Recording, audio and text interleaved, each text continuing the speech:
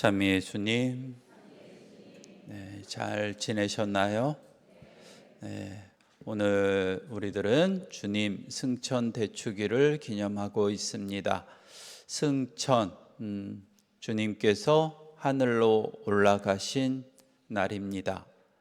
어떻게 올라가셨을까요? 멋있게 슈퍼맨처럼? 어떤 모습으로 올라가셨을까라는 것은 사실 중요하지 않아요. 물론 일독서에서 잠깐 이야기를 하고 있기는 하지만 하늘로 올라가셨습니다. 물리적인 공간을 이야기하는 것은 아닐 거예요. 우리가 바라보다 보는 저 하늘 위의 모습, 그곳은 아닐 텐데 하느님의 그곳으로 가셨을 것이다 라고 우리는 생각하면 될 것 같아요. 주님 승천 대축일을 맞이하면서 갑자기 이 시가 떠올랐습니다. 여러분들도 많이 들어보셨을 시인데 다 외우지는 못해요. 천상병 시인의 뭐가 있어요? 귀천이라고 하는 시가 있죠. 나 하늘로 돌아가리라 라고 하는 이야기로 시작을 합니다. 끝에 그렇게 끝을 맺죠. 소풍 끝나는 날 아름다웠다고 말하리라, 뭐 이렇게 끝나는 것 같아요. 그래요. 우리들은 세상 끝날이 있을 거예요. 그리고 하늘로 돌아가는 날이 있을 거예요. 그날 정말 우리들도 이 세상 소풍이 아름다웠다라고 말할 수 있을까? 그런 삶을 살아갈 수 있을까? 한번쯤 생각해 보는 날이 되었으면 좋겠네요. 그래요. 주님께서는 승천을 하셨습니다. 구약 성경 안에도 여러 승천의 이야기들이 사실 있어요. 아담의 6대 후손인가 에녹도 그 이야기의 주인공이기도 하고, 엘리야라고 하는 인물도 있고, 토비트서에 나오나요? 라파엘도 하늘에 올라갔다라고 하는 승천의 이야기들이 가끔씩은 나옵니다. 또 우리 교리 안에도 있습니다. 성모님의 승천도 있습니다. 그런데 그런 승천들과 예수님께서 오늘 달성하신 승천 사이에는 정말 엄청난 차이가 있습니다. 예수님의 승천은 당신 스스로 하실 수 있는 일이지만은 아까 이야기했던 에녹이나 또 엘리야나 라파엘이나 또 우리가 해야 될 승천, 성모님의 승천도 마찬가지이고, 그것은 자발적인 승천이 될 수가 없죠. 주님의 도우심이 필요한 승천일 것입니다. 하늘에 올라간다, 영원한 행복에 오르고 부활한다, 천국에 오른다, 뭐 이런 표현 다 똑같을 거예요. 그것을 달성하기 위해서는 주님의 도우심, 주님의 은총으로 우리에게 가능한 일이죠. 그래도 주님께서는 우리를 위해서 하늘의 문을 열어 놓으셨습니다. 그 하늘에 오르기 위한 삶을 우리들은 살아갈 수 있어야 될 거예요. 오늘 일독서 사도행전의 시작을 우리가 들었는데 그런 이야기를 합니다. 천사가 나타나서 제자들에게 이야기를 합니다. 왜 하늘을 쳐다보고 있느냐? 주님께서 승천하신 모습을 끝까지 바라보다 보는 제자들에게 천사가 이야기해요. 왜 하늘만 바라보고 있느냐? 우리에게 필요한 이야기인 것 같아요. 주님께서는 승천하셨습니다. 승천하신 이유는 우리들도 그곳에 불러들이기 위해서 승천을 하셨습니다. 그 승천을 이루기 위해서는 우리들도 제자들처럼 하늘만 쳐다봐서는 안 될 거예요. 이 세상의 삶을 살아가야 되는 것이죠. 이 세상 안에서 내가 어떻게 살아가느냐에 따라서 아까 시처럼 정말 아름다웠다라고 말할 수 있는 그러한 삶이었는지, 아니면 부족한 것이 정말 많은 그러한 삶인지 우리들의 모습을 살펴보아야 될 것입니다. 주님께서 이루신 승천을 나에게도 가져올 수 있어야 돼요. 그런데 승천이라고 하는 것을 다시 한번 바라다 봅시다. 승천, 하늘에 올라가셨다, 우리에게서 떠나가셨다? 어떤 의미일까?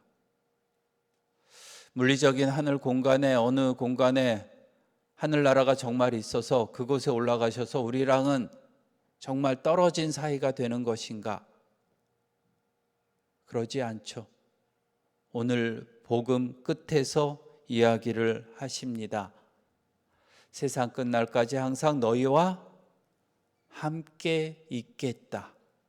주님께서 해주신 약속입니다. 주님께서 예언되실 때부터 들어왔던 이야기이죠. 임마누엘, 주님께서 너희와 함께 계신다라고 하는 이 말이 주님께서 마지막으로 하신 말씀이기도 합니다. 항상 너희와 함께 있겠다. 어쩌면 예수님 당시에 살아계실 때는 물리적인 공간에 한계가 있는 그러한 모습이셨다고 한다면은 이제는 우리들과 언제나 어디서나 함께 하실 수 있는 그러한 주님이 되신 것이죠. 한 공간에 계신 주님이 아니라 우리 각자에게, 각자의 마음에, 각자의 집에, 각자의 생활 공간에 주님께서는 항상 우리와 함께 계셔 주십니다. 그 주님께서 우리와 항상 함께 계셔 주시듯이 우리들도 주님과 항상 연결되어 있으려고 노력하는 삶이 신앙인의 삶일 것입니다. 주님께 시선이 맞춰져 있으면 좋을 것 같아요.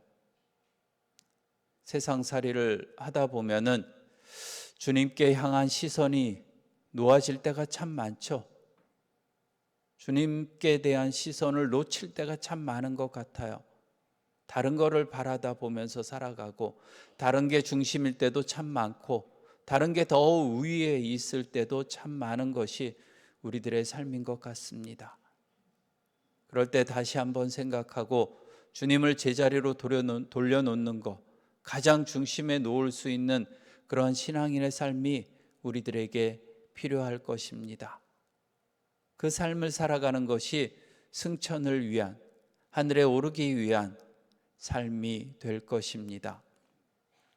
어제 토요일이죠. 토요일 아침 미사에서 예수님의 이름에 관해서 이야기를 했었습니다. 예수님의 이름으로 우리 기도 많이 하죠. 예수님의 이름으로 기도드립니다. 예수 그리스도를 통하여 비나이다 라고 우리들 참 많이 기도를 합니다. 그런데 그렇게 이름을 불러서 기도를 하는 것이 당연하긴 하지만은, 중요하기도 하지만, 이름이라는 것, 주님의 이름만 바라봐서는 안 될 거예요. 거기에는 정말 많은 의미가 담겨져 있어요. 예수님의 이름으로 기도드립니다 라고 하는 것은 그 예수님의 존재를 우선은 인정한다는 뜻을 담고 있기도 합니다. 예수님의 존재를 인정하고 또한 예수님의 권위를 인정한다는 뜻이기도 해요. 예수님의 권위, 당연한 것 같이 느껴지지만 내 삶 안에서 그것조차 놓칠 때가 참 많잖아요. 아까 이야기했던 것처럼 예수님이 아닌 다른 것을 중심에 놓고 살아가는 우리들의 삶이라고 한다면은 예수님의 권위를 인정하는 것이 아니죠. 예수님의 권위를 인정한다면, 내 삶의 정말 중심으로 예수님을 놓고 살아갈 수만 있다면 그것이 예수님의 이름으로 기도드리는 것이 될 테고, 또 예수님의 뜻대로 살아간다는 것이기도 합니다. 예수님께서 말씀하신 것, 예수님께서 행동하신 것, 그 모범들을 따라서 살아가려고 노력하는 것 자체가 바로 예수님의 이름으로 기도드리는 행위이기도 합니다. 그래요. 아까 시작 때 이야기했던 시처럼 나 하늘로 돌아가리라. 세상 끝나는 날, 세상 소풍 끝나는 날 아름다웠다고 말하리라 라고 하는 삶을 살아가기 위해서는 지금 이 순간의 삶이 우리들에게 중요합니다. 예수님을 중심으로 놓는 삶, 예수님을 내 시선에서 놓치지 않는 삶, 그러한 삶이 우리들에게 행복을, 영원한 행복을, 또 하늘나라의 모습을, 천국을 우리들에게 주어지게 할 것입니다. 주님께서는 참 어렵게, 힘들게 당신의 생을 바쳐서 하늘나라의 문을 우리들에게 열어주셨습니다. 그 열려진 문, 우리 보고 들어오라고 이야기를 하고 있습니다. 그 문에 들어갈 수 있는 삶을 내가 지금 살아가고 있는 것인가 한 번쯤 들여다보면 좋겠네요. 잠시 묵상합시다.